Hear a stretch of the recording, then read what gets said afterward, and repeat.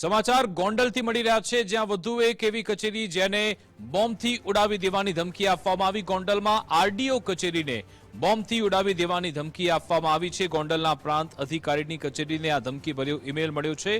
આ સમાચાર મળતા જ પોલીસનો કાફલો ડોગ સ્ક્વોડ આરડીઓ કચેરી પહોંચ્યા. સમગ્ર કચેરીમાં ચેકિંગ કરાયું. જો કે તપાસમાં કંઈ જ શંકાસ્પદ નથી મળી આવ્યું.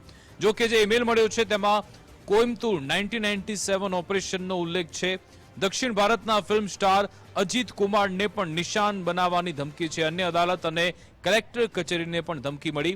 સાયબર ક્રાઇમે ઈમેલ કરનારની શોધખોળ હાથ ધરી છે. આ અંગે વિગત આપશે સંવાદદાતા વિશ્વાસ ભોજાણી. જે વિશ્વાસ, ચોક્કસ તરીકે વાત કરવામાં આવે તો ગોંડલ એસટીએમ કચેરીની સત્તાવાર ઈમેલ આઈડી પર અજાણ્યા વ્યક્તિ દ્વારા આ બોમ્બથી ઉડાવી દેવાની ધમકી ભર્યો ઈમેલ આવતા ખળભળાટ મચી જવા પામ્યો હતો.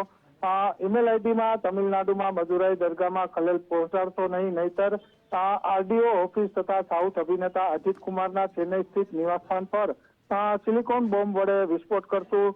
આ ધમકીભર્યો મેલ ગોંડલ એસટીએમ કચેરીને મળતા ચકચાર મચી જવા પામી હતી.